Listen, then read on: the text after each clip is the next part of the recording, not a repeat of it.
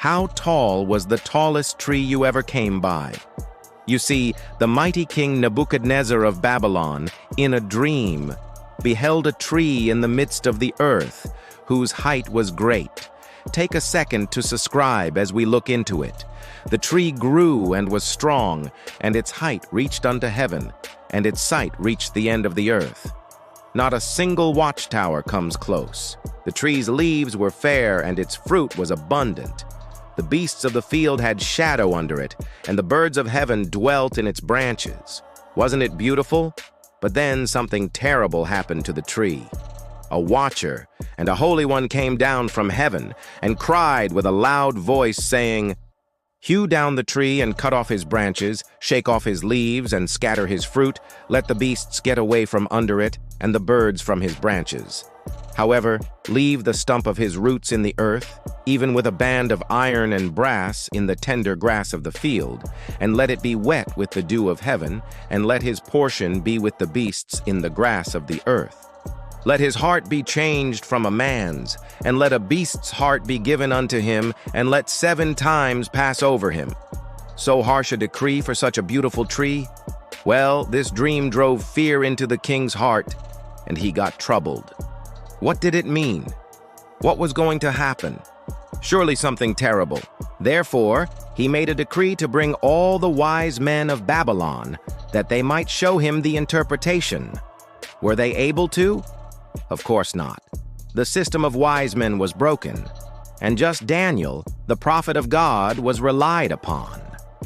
This is the interpretation, O king, and this is the decree of the Most High, which is come upon my lord the king.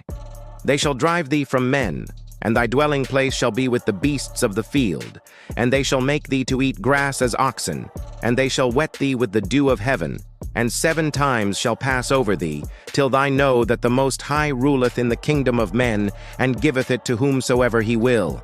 And whereas they commanded to leave the stump of the tree roots, thy kingdom shall be sure unto thee, and after that thou shalt know that the heavens rule. Did this actually happen? Definitely. At the end of 12 months, he walked in the palace of the kingdom of Babylon.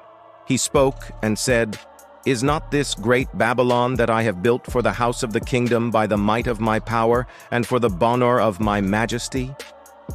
While the word was in the king's mouth, there fell a voice from heaven saying, "O King Nebuchadnezzar, to thee it is spoken, the kingdom is departed from thee. And they shall drive thee from men, and thy dwelling shall be with the beasts of the field. They shall make thee to eat grass as oxen, and 7 times shall pass over thee, until thou know that the Most High ruleth in the kingdom of men, and giveth it to whomsoever he will." The same hour was the thing fulfilled upon Nebuchadnezzar, and he was driven from men, and did eat grass as oxen, and his body was wet with the dew of heaven, till his hairs were grown like eagle's feathers, and his nails like birds' claws. And at the end of the days he lifted up his eyes unto heaven, and his understanding returned unto him.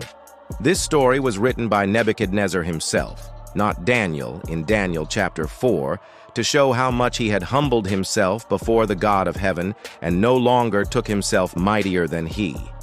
A message to you: surrender to God, and he will establish your plans. Don't forget to subscribe for weekly update.